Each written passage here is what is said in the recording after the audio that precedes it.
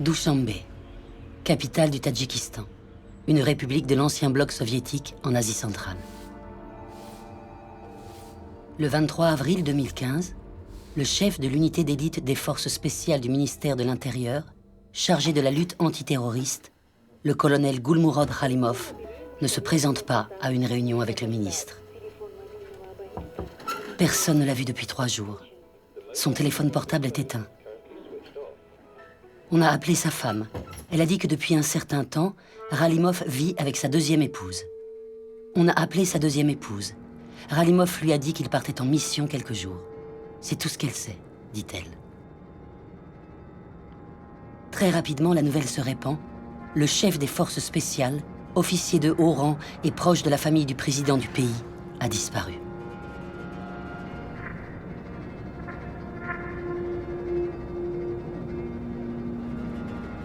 Khalimov s'est-il joint à l'opposition et s'est-il retranché dans les montagnes?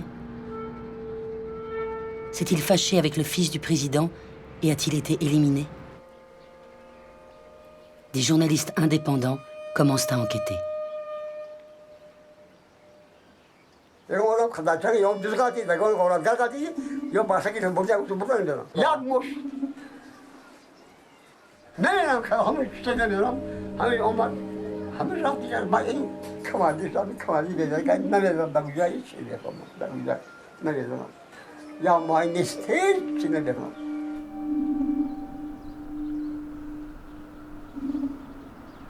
Les semaines passent, pas de nouvelles.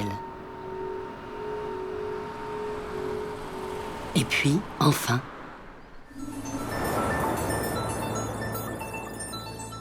Нашелся потерянный таджикский полковник, командир ОМОНа МВД Таджикистана, кавалер орденов и медалей, 40-летний Гулмурод Халимов. Слушайте, собаки, президент, министры, вы не знаете, сколько ребят, сколько братьев здесь от Хорасана ждут. Рвутся в Таджикистан, чтобы идти туда и восстановить шариат. Le message est en russe.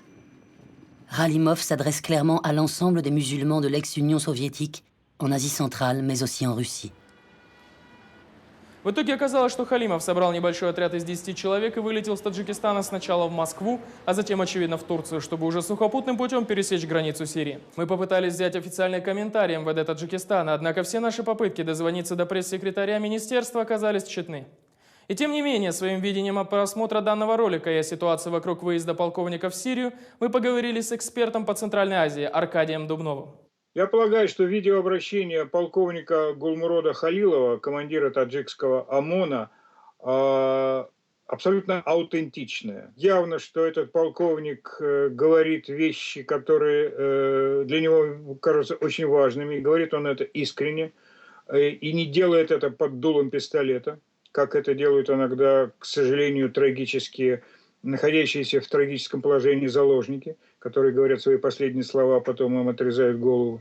Это человек с боевым опытом, сам по характеру очень бесстрашный, дерзкий, отважный человек.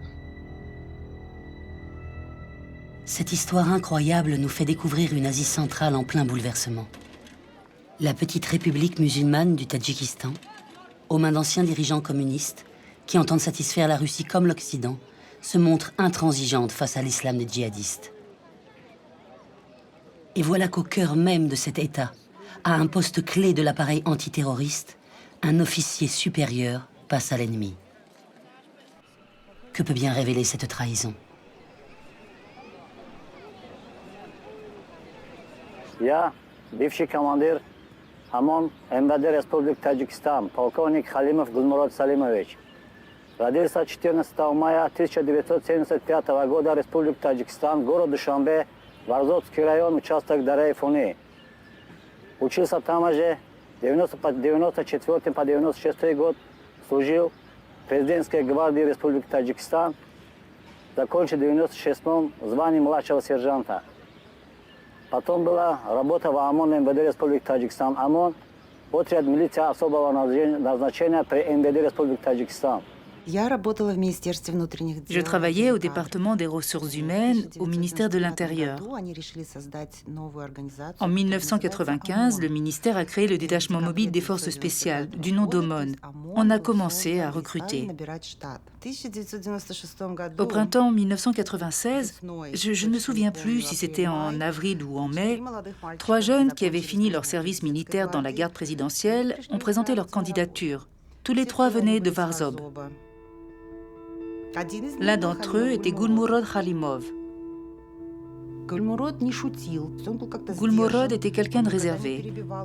Il ne coupait jamais la parole, il était toujours courtois. Chez quelqu'un d'aussi jeune, c'est rare. Je ne sais pas d'où il tenait ça, son éducation, sa personnalité. Il faut dire que nous étions jeunes. J'avais 26-27 ans à l'époque. Lui en avait 21. Nous sommes devenus amis, puis c'est allé plus loin. Nous avons commencé à éprouver des sentiments l'un pour l'autre. Oui, il me plaisait. J'aimais être avec lui. Malgré son jeune âge, il était sérieux, il inspirait confiance. Mais je n'ai jamais pensé aller plus loin. En plus, il était tadjik, musulman.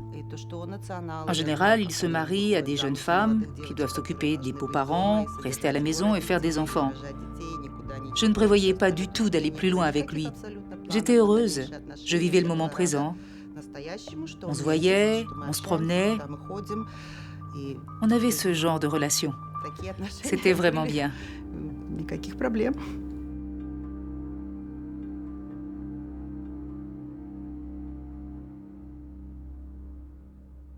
По 97 год я уже проходил спецподготовку в московском спецназе. В 2000 год я поступил в Высшую академию МВД Республики Таджикистан. 2005 год я его закончил, звание майора. По 2003 по 2008 год проходил спецподготовку в Америке в военной базе Blackwater. Работал в ОМОН МВД Республики Таджикистан. По 2008 по 2009 замкомандиром ОМОН МВД Республики Таджикистан по боевой подготовке. 2013 год уже получил звание полковника ОМОН МВД Республики Таджикистан и был командиром ОМОН МВД.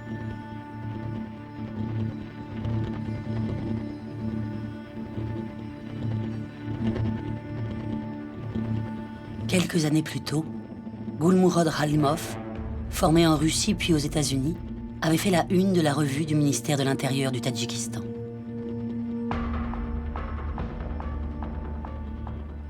La nomination de Gulmurod Khalimov ne doit rien au hasard. Il a commencé sa carrière dans les forces spéciales. Il était tireur d'élite. Ses connaissances, son savoir-faire, il ne les a pas acquis dans les livres, mais dans l'épreuve, sur le terrain. C'est pourquoi il est à même d'inciter les jeunes soldats à accomplir leur devoir patriotique et toujours se souvenir que ceux qui servent la justice doivent observer strictement la loi.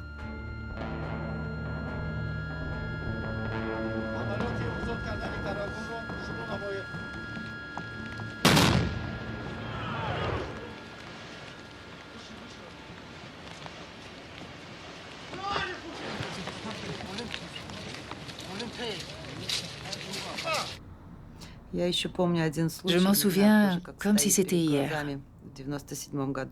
En 1997, on a été réveillés en pleine nuit en urgence. Il n'y avait pas assez d'hommes, beaucoup étaient rentrés chez eux. Le commandant m'a donné ordre de me préparer. Ce n'était pas la première fois que je partais en opération. On avait un foulard sur la tête, une tenue de camouflage. Impossible de distinguer si j'étais homme ou femme. On s'est assis en haut du blindé. Quand on quittait la ville, on prenait généralement un blindé. Et là, un char de la division de l'armée russe est venu à notre rencontre. Des jeunes soldats blondinets nous saluaient. Nos hommes à nous étaient tous des Tadjiks à la peau foncée. Et là, Gulmurod a arraché le foulard de ma tête et mes longs cheveux blonds ont été libérés. Il fallait voir les visages de ces soldats russes. Une femme blanche, cheveux au vent, assise au milieu d'hommes à la peau basanée avec des foulards de camouflage. Mes cheveux flottaient dans le vent. C'était comme au ralenti. Le blindé russe passe près de nous et les soldats nous suivent du regard.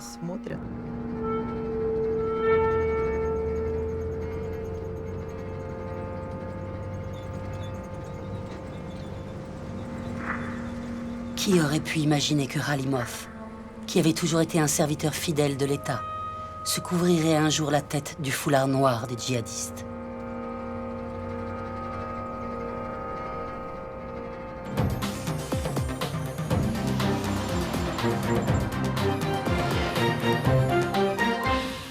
Direction aujourd'hui le Tadjikistan. Cette ancienne république soviétique d'Asie centrale, coincée entre l'Afghanistan et la Chine, est un foyer de radicalisation important dans la région. De nombreux jeunes sont partis combattre et mourir dans les rangs de l'organisation de l'État islamique, mais une défection parmi les hauts responsables de la police a marqué un tournant. Allah vous commande, frère Tadjik. Où que vous soyez, le djihad est une obligation pour vous maintenant. Venez construire le califat et l'État islamique. Cet homme était arrivé à la limite de sa carrière. Il comprenait qu'il n'irait pas beaucoup plus loin. Il avait une bonne situation, mais il aspirait sûrement à quelque chose de plus.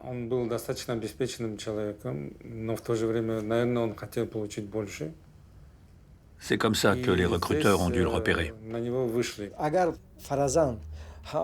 Si ce colonel était dans l'opposition, s'il avait lutté contre le pouvoir en place, contre le gouvernement actuel, son acte aurait été logique. Ce qu'il a fait en 2015, sa défection, ça ressemble plus à une forme d'exaspération.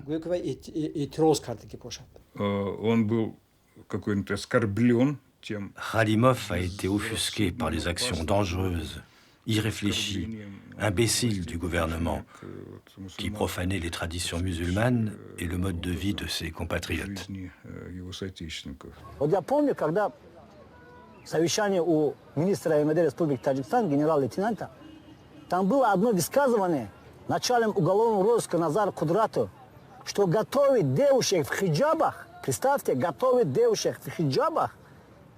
И снимать документальный фильм про них, как они пьют водку с мужчинами, как ходят в речку, как занимаются прелюбодеянием открыто.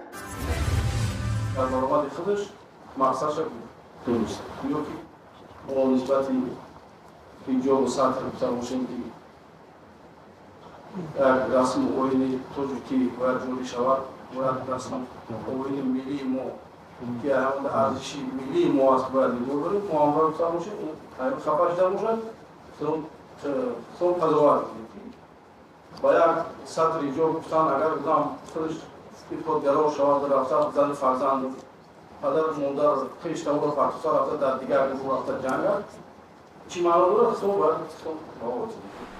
On the streets of Dushanbe, the Muslim hijab is a common sight, but Tajik lawmakers are trying to change that. A new law urges citizens to, quote, stick to traditional and national clothes. For women, that means long dresses and uncovered hair, or scarves tied behind the head. با تشویش و شبهه به آنها نگاه میکنند خدا نکند در تگ صدرشون شودرشون یگان چیز پنهان شده باشه. But the government's message is clear. Islamic dress is unwelcome. میخواهم مخصوص تاکید نمایم که بزرگان ما بارها فرمودند که تنها صدر و سیاه‌پوشی و کورکورانه تقلید نمودن به فرهنگ بیگانه نشانه با عفت بودن زنان و دختران نیست. من نمیگذارم نمایش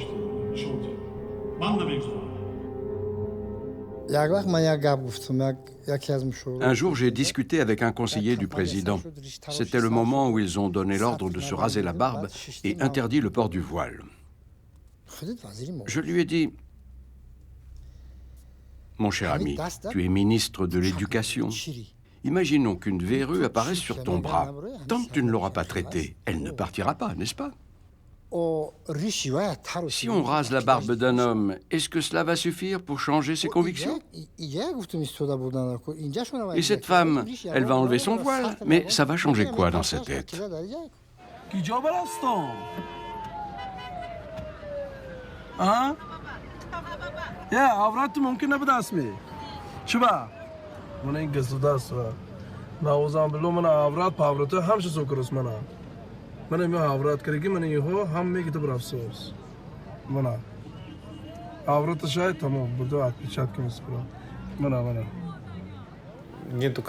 En l'absence de critères clairs pour identifier l'idéologie, ce sont les critères extérieurs qui finissent par jouer un rôle prépondérant.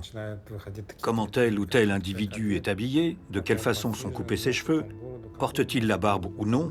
Le problème de ce genre de démarche, c'est que ce sont des gens qui ne sont pas toujours radicaux, qui se retrouvent punis.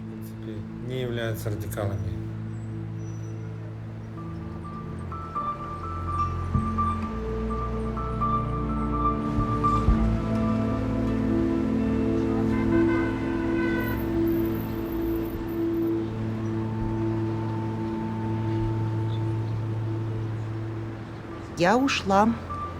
Я подала заявление в 2000 году. J'ai donné ma démission en 2000 ou 2001. Nous avons continué à nous fréquenter avec Gulmurod. Mais entre nous, c'était plus ça. D'abord, il n'était plus très amusant. Il a commencé à se promener avec un chapelet. Je lui ai demandé, « Gulmurod, depuis quand tu te promènes avec un chapelet, que tu égrènes sans arrêt ?» Il a détourné la conversation. Il a dit, il faut être en harmonie avec le pays où l'on vit. Bon, d'accord.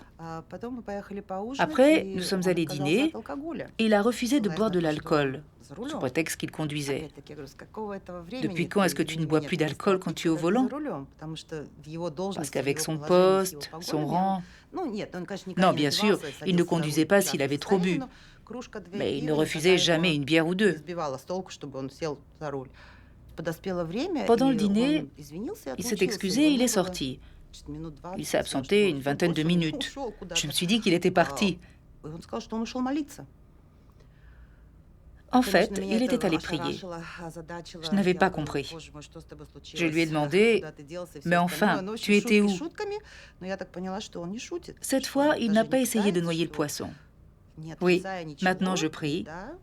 Je ne vois plus la vie comme avant. Je porte un chapelet. Je ne bois plus. Il m'a même fait comprendre qu'on ne dormirait plus ensemble.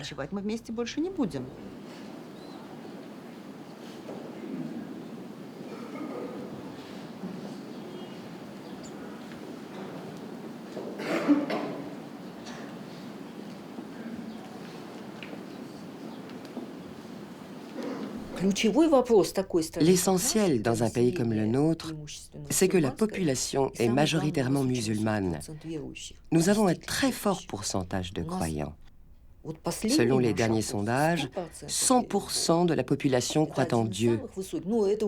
C'est le pourcentage le plus élevé au monde. Personne ne se dit athée. L'URSS, c'était le pays de l'athéisme. On luttait contre la religion. 70 ans d'histoire soviétique, c'est 70 ans de répression des activités religieuses. La grande question qui s'est posée lors de la formation du Tadjikistan post-soviétique, ça a été quelle place donner à l'islam dans le système politique et dans la société?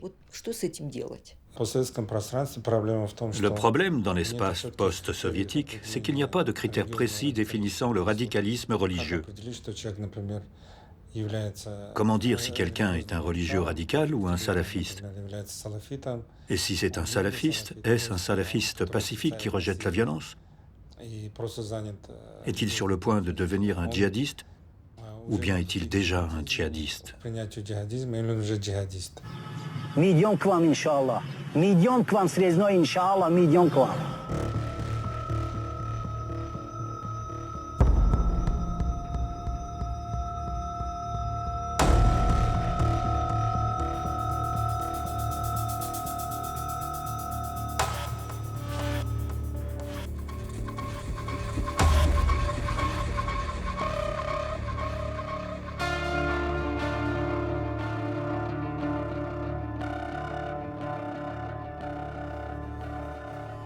Des rumeurs commencent à se répandre. On chuchote que Ghalimov aurait été infiltré en Syrie pour éliminer les djihadistes tadjiks.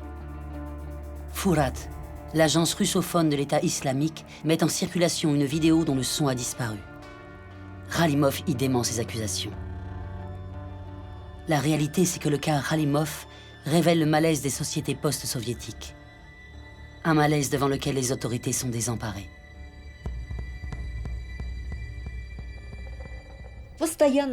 Le pouvoir louvoie en permanence.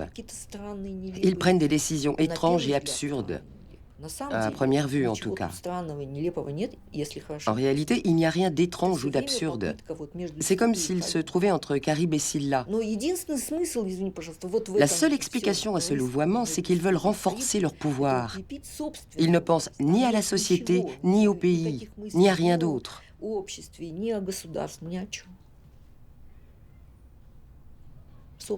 Ils veulent légitimer leur place et la transmettre à leurs héritiers. Rien de plus.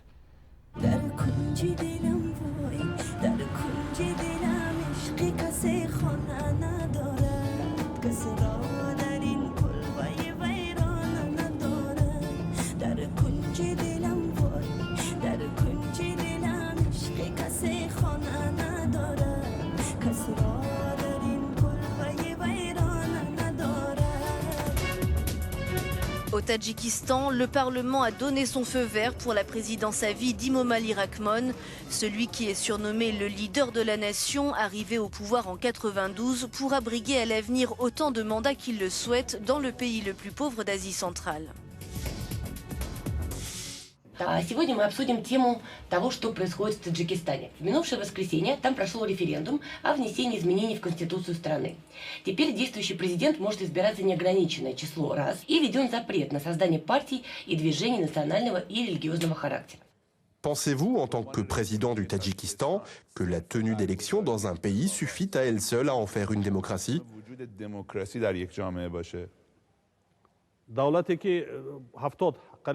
Un gouvernement qui a eu la même politique et la même idéologie pendant 70 ou 80 ans ne peut pas changer du tout au tout en à peine 10 ou 20 ans et passer à un modèle de société démocratique et civilisée.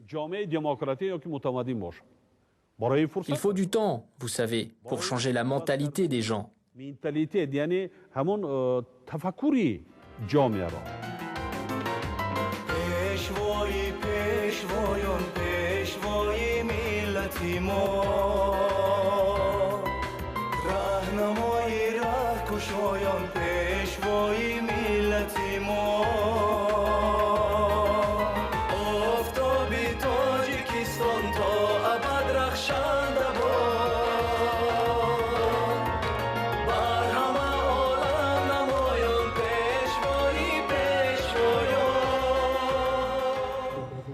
Alors que sa position sur l'islam est tout en tergiversation, le président Rahmon s'exhibe avec toute sa famille à la Mecque.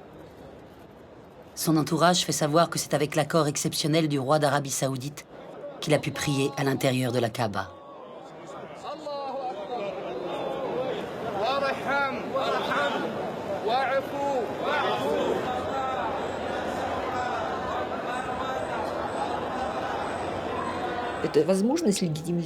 Cela leur permet de légitimer leur pouvoir.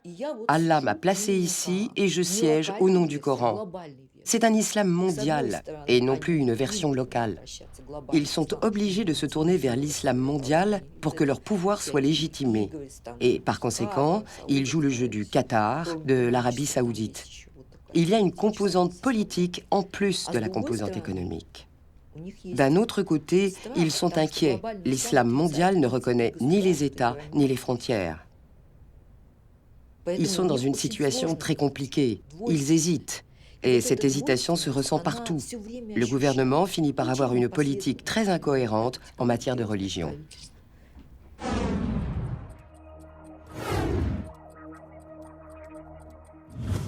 Стало известно, что на должность военного руководителя запрещенного в России ИГИЛ назначен бывший руководитель таджикского ОМОН Гулмурод Халимов. Структура могла поставить на это место многих, но выбор пал на выходца из Центральной Азии, специалиста по антитеррористической деятельности, человека, знающего изнутри кухню противодействия терроризму. СМИ узнали о назначении нового военного руководителя запрещенной в России группировки ИГИЛ. Гулмурод Халимов по прозвищу Аль-Таджики сменил на этом посту Абу Умара Аш-Шишани. Последнего уничтожили в ходе антитеррористической операции в Сирии. О его назначении лидерам официально не сообщали, опасаясь, что он станет целью авиаудара. On dit que Khalimov a été désigné ministre de la guerre par le chef d'État islamique al-Baghdadi lui-même. Qu'au cours de sa carrière militaire, Khalimov ait été entraîné par des Russes et par des Américains, a sans doute joué pour beaucoup dans cette nomination. Tajikistan Special Forces Chief Gulmurod Khalimov was trained by Russian Spetsnaz forces in Moscow and U.S. Special Forces in America. Blackwater Training Center is dedicated to making you the best. Blackwater is the largest training facility in the world and provides training in a real-world environment and to offer you the convenience of being able to eat, sleep, and more importantly, train in one place. Get on the ground! Get on your knees! On your knees! Come to the target! Hands on your head! Get your hands on your head! Je ne sais pas quel était son programme de formation, mais les types viennent de nombreux pays alliés où nous encadrons des entraînements. Beaucoup de ces stages sont pour eux des récompenses de leurs armées nationales. La plupart ont besoin de quelques semaines d'entraînement intensif au tir et autres. Ils peuvent progresser et améliorer leurs compétences, rencontrer des gens intéressants et découvrir les États-Unis. Et ensuite, ils rentrent chez eux et s'ils sont bons, ils ont bien appris comment le système fonctionne. À leur retour, ils vont partager les connaissances acquises. So our programs include classroom training and discussion of what I would call rules of engagement. How do you treat perhaps refugees or people seeking asylum when they come to the border? So it's two goals. One is to help Tajikistan to protect their borders, but the other is to help Tajikistan to develop a very professional and well-trained border guard and military force.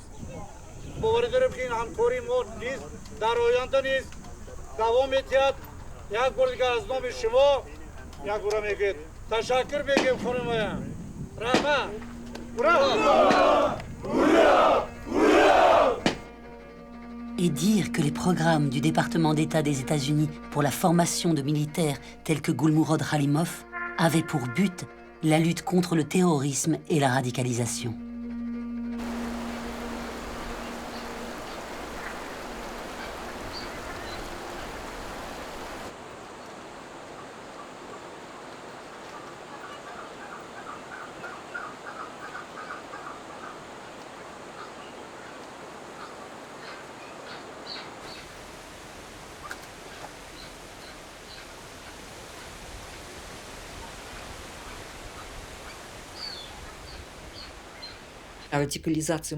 La radicalisation des jeunes dans l'espace post-soviétique, ce n'est pas la même chose que la radicalisation des jeunes musulmans ailleurs dans le monde. Parce que nous avons la transition post-soviétique en plus. Cela complique fortement notre situation.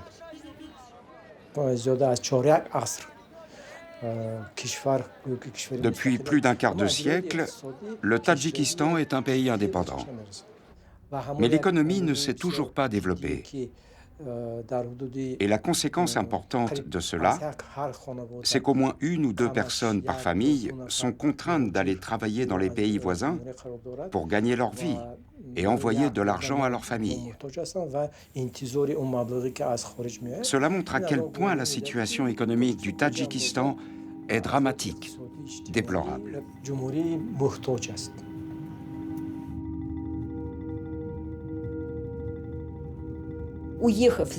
En quittant le Tadjikistan, le migrant laisse derrière lui sa communauté d'origine, le contrôle de la famille et du groupe. Il devient un individu isolé sur l'énorme marché du travail russe. C'est pour cela que nos migrants sont si vulnérables.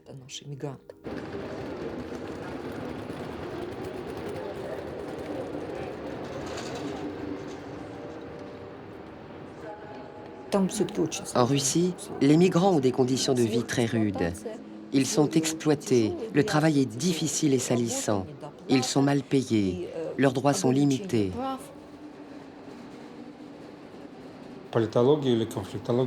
En sciences politiques, il y a un concept, la violence structurelle. La société est construite de telle sorte que les citoyens ne peuvent pas réaliser leur potentiel et ne peuvent pas satisfaire leurs besoins de base, des besoins sociaux, économiques, culturels. Lorsqu'une telle violence structurelle existe, elle sert de base à la radicalisation.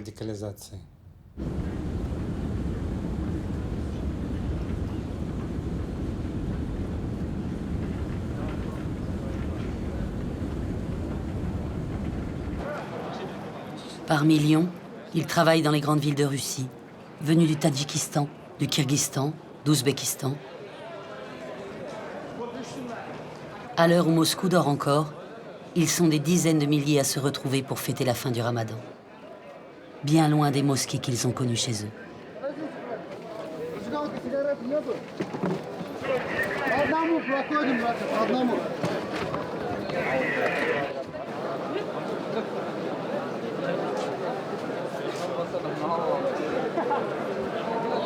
Еще раз повторяю свою просьбу во время ведения проповеди муфтия, ведения намаза, мы должны показать смиренность Всевышнему Аллаху, показывать сабр, как мы показывали терпение в течение благословенного священного Рамадана. Аллаху Акбар.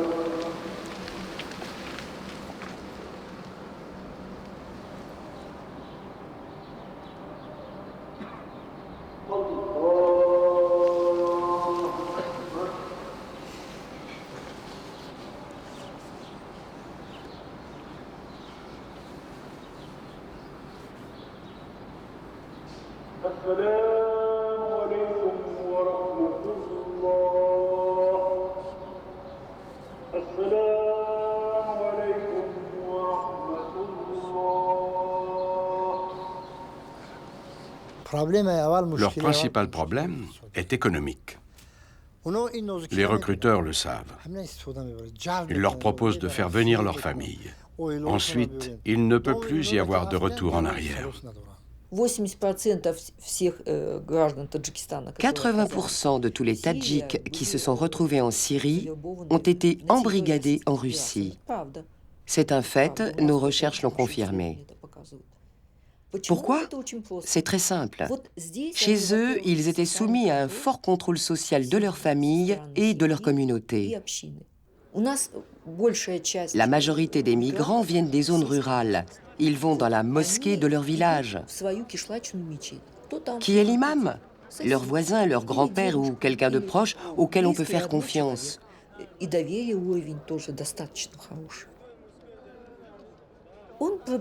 Il prêche une forme locale de l'islam. Il faut faire les choses comme ceci et comme cela. Pas uniquement ce qui est écrit dans la charia et dans le Coran. Puis ce migrant arrive en Russie. Il va dans la grande mosquée. Et qu'est-ce qu'il y voit?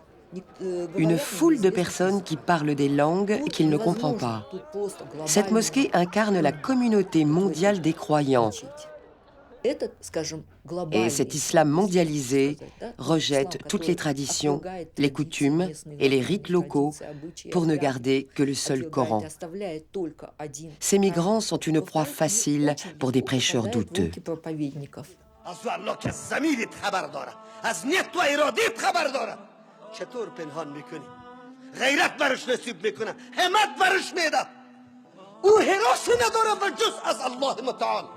ناس تکنولوژی ای غرب میترسه ناس هیاهوی زمزمه ای دنیای کفر میترسه. До объявления халифата мы с братьями только мечтали о нем, собирались в кружки и говорили то, что посланник Аллаха, саллаллаху алейхи ва саллям, обещал нам этот халифат, праведный халифат, и все мечтали, то есть жили фантазиями об этом халифате. И в один из прекраснейших дней, когда братья взяли Мосул по воле Аллаха, в дальнейшем объявили халифат, и первые ощущения были как-то странными, что никто толком не мог поверить. Действительно, это нет.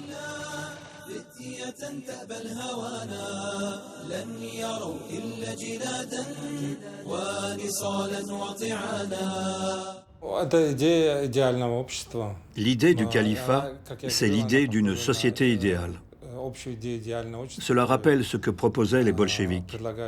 La différence, c'est que pour les communistes, c'était une société idéale du futur, alors que pour les fondamentalistes, c'est une société idéale du passé. Les islamistes radicaux rejettent par principe la mémoire collective. C'est le fondement de leur conflit avec la société. Ils rejettent la mémoire alors que la société y trouve son ancrage. Le recrutement s'effectue généralement en plusieurs mois.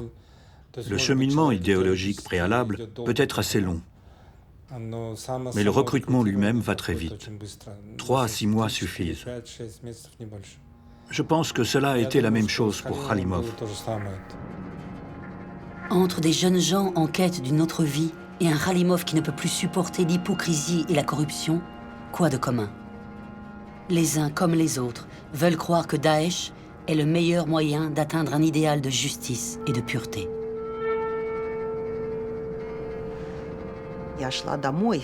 Je rentrais de mon travail vers 19h30.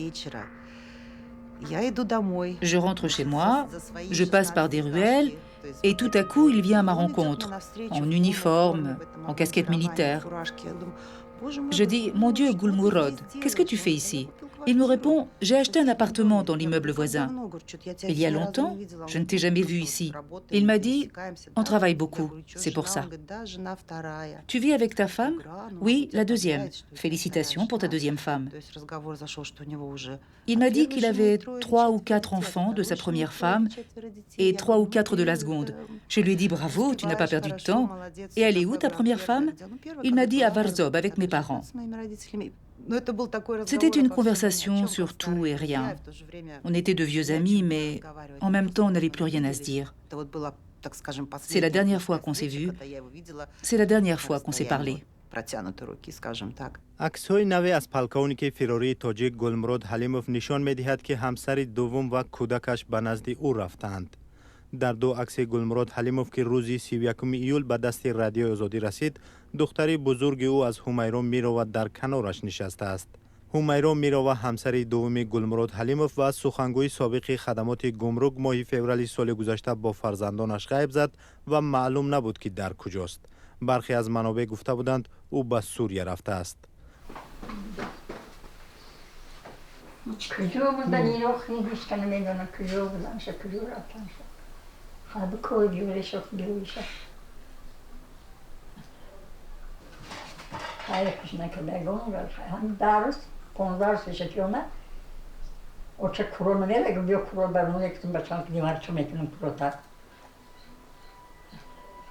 Yok kurulların da olursun. Yine ne kadar bu, yağmur atacak, boğur at.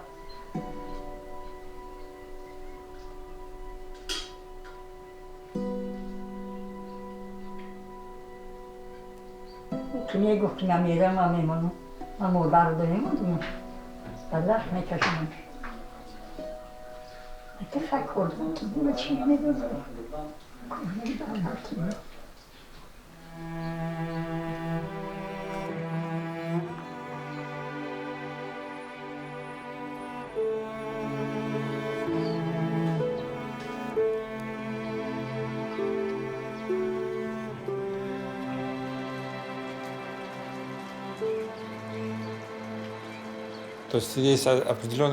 Dans cet endoctrinement idéologique, comme dans de nombreuses sectes totalitaires, la famille et les proches sont considérés comme secondaires. Peut-être que Khalimov espérait qu'une partie de sa famille le rejoindrait par la suite. De toute façon, il ne pouvait pas les emmener tous avec lui.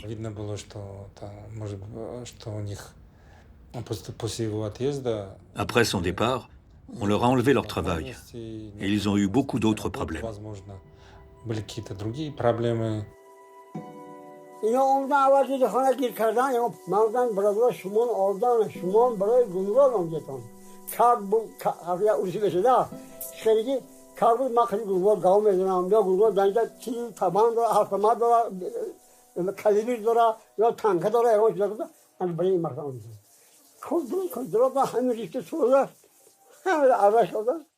ما همین حالا از نزد پدر گلمراد حلیموف و مادر او از دهه دره فانی بیرون شدیم و بعد از صحبت با آنها معلوم شد که از دیروز برادران وی ناظر، فاضل، کامل و برادر کلانیش سلطان مراد به ناحیه حصار برای کار رفتند، ولی امشب یعنی شب گذشته آنها به خانه برنگشتند. Article de la BBC. Les membres de la famille de l'ancien chef des forces spéciales tadjiques ont été éliminés. Dans le district de Vossé, à 25 km de la frontière avec l'Afghanistan, 2 frères, un neveu et un voisin du colonel Khalimov ont été tués pendant une interpellation. Les autorités les soupçonnaient d'être liés à des groupes terroristes et d'avoir l'intention de traverser la frontière du Tadjikistan avec l'Afghanistan. В колонии Таджикистана в ходе бунта осужденных в воскресенье погибли 32 человека. Родственники заключенных собрались вблизи территории исправительного учреждения, чтобы узнать о произошедшем. В Министерстве юстиции страны сообщают, что беспорядки начались в результате того, что осужденные члены группировки ИГИЛ пытались совершить побег. C'est dans cette prison qu'était détenu depuis 2 ans Bekrouz, fils de Khalimov. Il avait été condamné à 10 ans d'emprisonnement pour avoir tenté de rejoindre son père. Selon les autorités, il était parmi les meneurs de cette émeute. Il a été tué cette nuit-là. Il avait 20 ans. La mère de Bekrouz, la première femme de Khalimov, n'a pas pu voir le corps de son fils. Il a été enterré sans la présence de sa famille. La menace terroriste, la menace de l'apparition d'un califat en Asie centrale. Il faut savoir que tout cela est utilisé par les élites des pays de cette région pour renforcer leur pouvoir. Si l'on s'en tient à leur constitution, tous ces pays sont laïques, démocratiques, en quête d'égalité pour tous. Mais en réalité, ils ont tous une forme de gouvernement purement autocratique.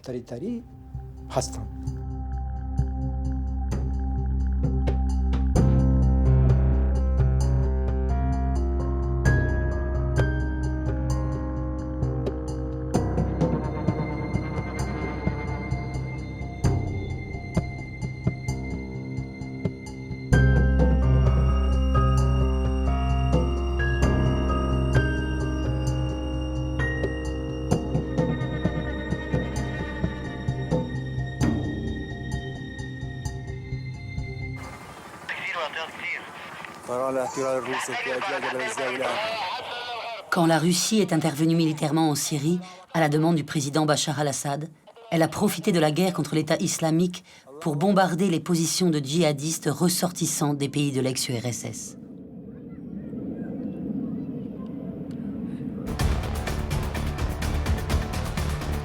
Главная новость к этому часу. В результате авиаудара в Сирии убит военный министр исламского государства. Российские ВКС атакуют замаскированный командный пункт боевиков в окрестностях Дейр-эз-Зора. По данным Министерства обороны, информация об экстренном совещании главарей террористов поступила сразу по нескольким каналам. В результате авиаудара уничтожены подземный командный пункт, узел связи и около 40 террористов. В том числе так называемый министр войны запрещенного ИГИЛ Гулмурод Халимов. Вместе с Халимовым погибли около 40 человек, в том числе высокопоставленные командиры исламского государства. Но пока об этом сообщает только Минобороны, подтверждений из других источников нет. نزدیکان گلمراد حلیموف نیز که در دهه دره فانی با ما صحبت داشته بودند گفتند که از این حادثه اصلا هیچ درکی ندارند. Khalimov aurait donc été liquidé. Cette mort brutale, dans un bombardement, était-ce un destin auquel il s'était préparé? Loin de sa terre, de ses routes, de ses peupliers, de ses montagnes, et loin des siens.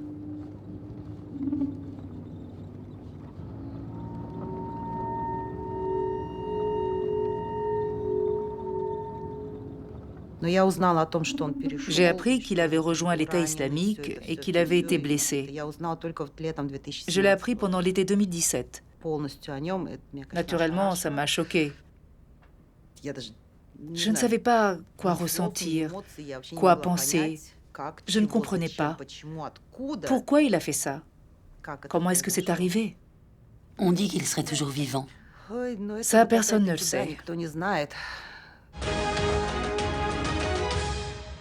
Le drapeau jaune des forces démocratiques syriennes flotte dans le ciel de Baghouz, à l'est de la Syrie. Les FDS ont ainsi acté la défaite définitive du groupe État islamique. Cette victoire signe la fin territoriale de l'EI en Syrie. L'une des choses les plus préoccupantes, maintenant que la situation a changé du tout au tout en Irak et en Syrie, c'est le repli de nombreux combattants. Ils n'ont pas tous été défaits. Ils n'ont pas tous été tués au combat. Beaucoup d'entre eux sont partis avec leurs armes. Et ils sont partis sur des bateaux en Méditerranée et ont disparu. L'État islamique n'existe certes plus comme on l'a connu, mais il reste des gens qui continuent à porter cette idéologie et qui ont gardé leurs armes.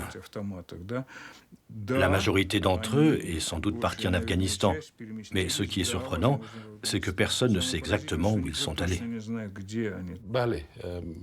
Il est vrai que certains combattants d'Irak et de Syrie se sont réfugiés en Afghanistan. Mais ça ne veut pas dire qu'il y aurait une politique globale de Daesh en Afghanistan. Таджико-афганская граница, ее протяженность более 1300 километров. Здесь неспокойно уже долгие годы. К боевикам различных группировок примкнули граждане более чем 100 стран. Au début des années 2000, quelques pays de l'ex-Union soviétique, notamment le Tadjikistan et la Russie, avaient créé une organisation politique et militaire, l'OTSC, Organisation du traité de sécurité collective, dotée d'une force d'intervention rapide pour contrer les menaces terroristes. Manœuvre au Tadjikistan, à 15 km de la frontière afghane.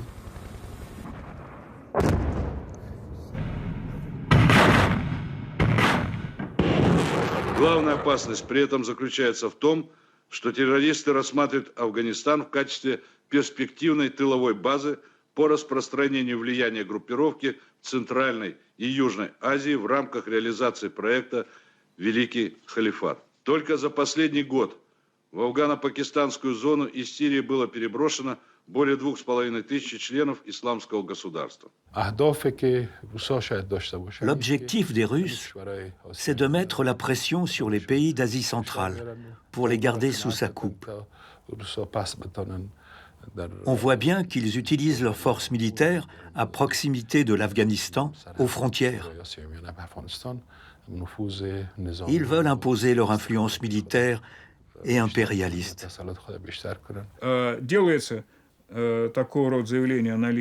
On déclare qu'il y a des milliers de terroristes.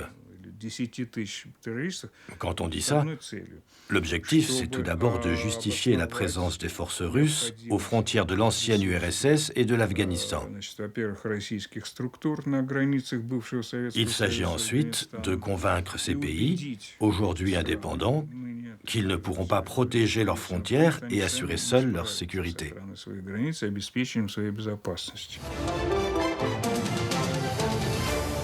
Исламское государство взяло на себя ответственность за наезд на велосипедистов в Таджикистане. The moment a cycling trip through Central Asia turned into a nightmare as a hit-and-run driver turns his car and kills 4 Western tourists in Tajikistan. The tourists, 2 from the US and others from Switzerland and the Netherlands, were killed on Sunday as they were cycling through a rural area 90 kilometers southeast of the capital Dushanbe. Alors que les autorités n'excluaient pas la thèse d'un accident, dès lundi, le groupe État islamique a revendiqué l'opération sur Internet, présentant même les meurtriers présumés.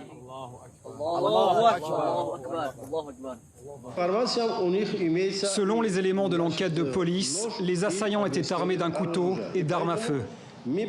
C'est pourquoi nous prenons toutes les mesures pour les arrêter, et si leur arrestation s'avère impossible, ils seront tués. 4 de ces terroristes ont été tués. Le 5e a été condamné à la perpétuité et est mort en prison. C'est la première attaque terroriste commise sur le territoire d'un pays d'Asie centrale revendiqué par Daesh. C'est cela qu'avait promis Gulmurod Khalimov. « Nous viendrons vous égorger », disait-il. Ce qui m'inquiète, c'est la guerre idéologique qu'il continue. Et ils n'ont jamais été contrés efficacement. Cela fait 18 ans que nous y travaillons, depuis le 11 septembre. Et nous n'avons pas un système anti-État islamique cohérent qui s'oppose réellement à son positionnement idéologique et à ses buts. Daesh n'a donc pas disparu. Ils vont sans doute tenter de créer des califats dans différentes régions du monde musulman. Et ils vont essayer d'élargir leurs activités en Europe, aux États-Unis et ailleurs. C'est une stratégie mondiale.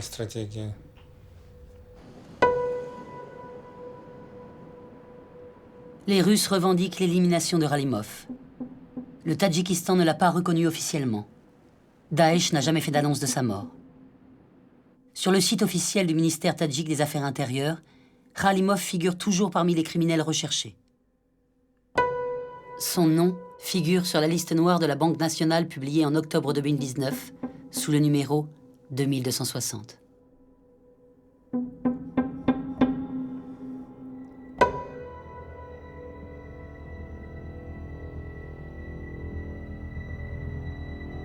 On dit qu'il n'est pas loin, qu'il se cache quelque part, de l'autre côté du fleuve, en Afghanistan. Pour être à quelques pas de son pays, pour rejoindre ceux qui rêvent de faire renaître le califat.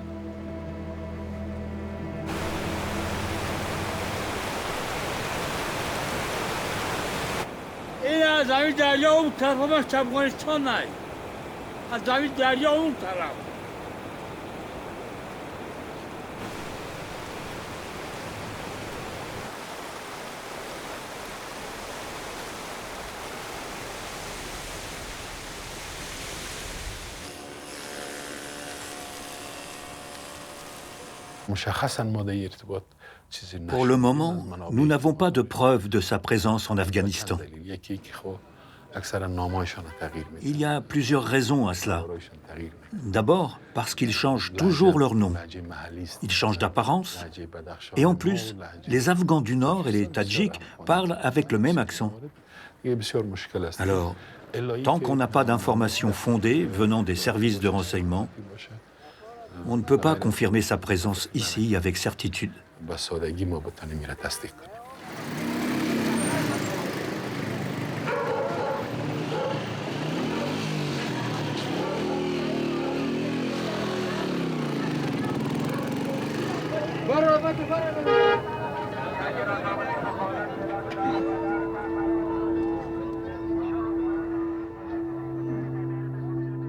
Tu as perdu ton chemin. Ou est-ce le chemin qui t'a perdu? Dos courbé, tu t'éloignes de la lumière, en laissant l'ombre dévorer ton retour.